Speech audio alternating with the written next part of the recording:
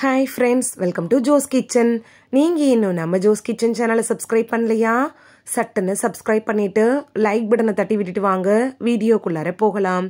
ஆண்கள் பெண்கள் என எல்லாருக்குமே வரப்பிரசாதமாக இருக்கக்கூடிய வாழைப்பூவினுடைய பயன்கள் என்ன அப்படின்னு தான் இந்த வீடியோல பார்க்க போறோம். ஸோ வீடியோவை ஸ்கிப் பண்ணாம பாருங்க ஃப்ரெண்ட்ஸ். வாழைப்பூ ஏன் ஆண்களோட வரப்பிரசாதம் அப்படின்னு சொல்றேன்னு பார்க்கலாம்.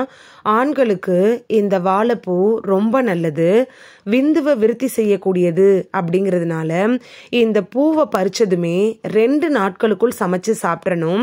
மலட்டுத்தன்மையை நீக்கி குழந்தை பேரு கிடைக்க இந்த வாழைப்பூ ரொம்ப யூஸ்ஃபுல்லா இருக்கும்.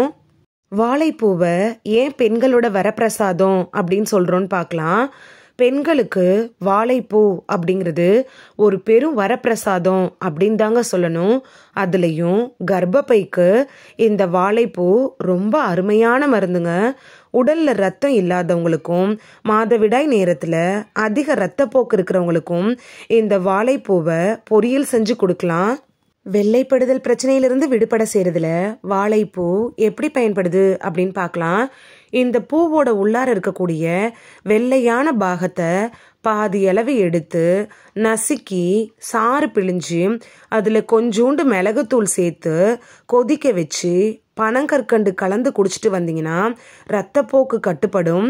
வாழைப்பூல ரசம் செஞ்சு குடிச்சிட்டு வந்தீங்கன்னா வெள்ளைப்படுதல் பிரச்சனையும் தீர்ந்துடும். இந்த ரசத்தை சாதத்தில் போட்டு கூட சாப்பிடலாம்.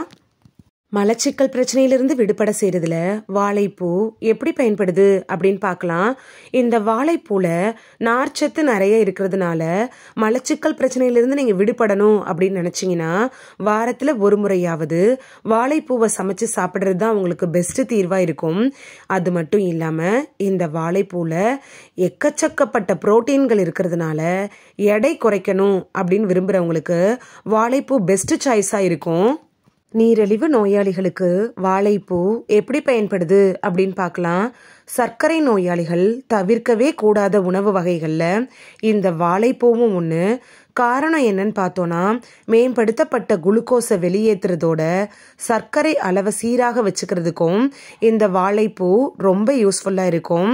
கணையத்துக்கு வலிமை தரக்கூடியதும் இந்த பூக்கள் தான். இதனால உடலுக்கு தேவையான இன்சுலின் நமக்கு கரெக்டாக கிடைக்குது. சர்க்கரை நோயாளிகள் வாரத்தில் ஒரு தடவை வாழைப்பூவை சமைச்சு சாப்பிட்டுட்டே வர்றப்ப நீரிழிவு நோயை கட்டுக்குள் வைக்கலாம். ரத்த அழுத்தத்தை கட்டுக்குள் வைக்கிறதுல வாழைப்பூ எப்படி பயன்படுது அப்படின்னு பார்க்கலாம். ரத்த அழுத்தம், ரத்த கொதிப்பு, கொழுப்பு சத்து இருக்கிறவங்கலாம் உங்களோட உணவுல வாரத்தில் 2 முறையாவது வாழைப்பூக்களை சேர்த்துக்கிறது நல்லது. வாழைப்பூவை சுத்தம் செஞ்சுட்டு சின்ன சின்னதாக நறுக்கி அதோடையே சின்ன வெங்காயம், பூண்டு, மிளகு சேர்த்து பொரியல் செஞ்சு சாப்பிட்டுட்டு வந்தீங்கன்னா ரத்த அழுத்தத்தை கட்டுக்குள் வைக்கலாம். மூலம் பிரச்சனையிலிருந்து விடுபட செய்யறதுல வாழைப்பூ எப்படி பயன்படுது அப்படின்னு பார்க்கலாம். ரத்த மூலத்துக்கு நிவாரணம் தரக்கூடியதுன்னா இந்த வாழைப்பூவை சொல்லலாம். வாரத்துக்கு 2 முறை இந்த வாழைப்பூவை உணவுல சேர்த்துட்டு வந்தீங்கன்னா ரத்த மூலம் விரைவிலே குணமாகும். உடல் சூடு இருக்கிறவங்க கூட வாழைப்பூவோட பாசிப்பருப்பு சேர்த்து கடைஞ்சி நெய் சேர்த்து வாரம் 2 முறை சாப்பிட்டுட்டு வந்தீங்கனாலே போதும், உடல் சூடு தணிஞ்சிரும்.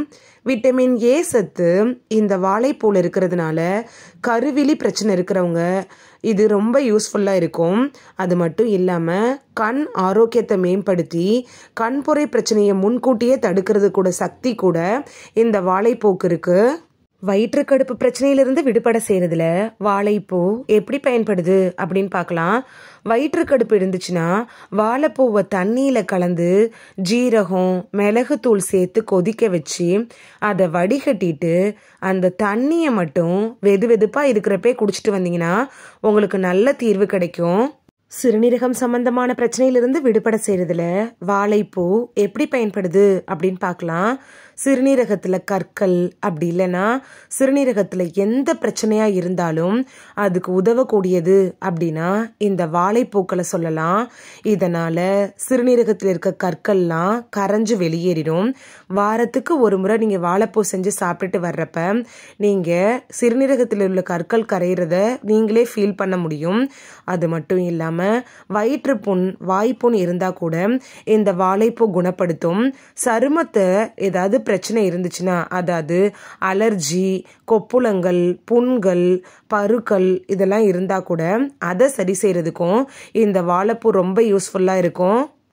வாழைப்பூவில் என்னென்ன சத்துக்கள் இருக்குது அப்படின்னு சட்டுன்னு பார்த்துட்டு வந்துடலாம் வாங்க.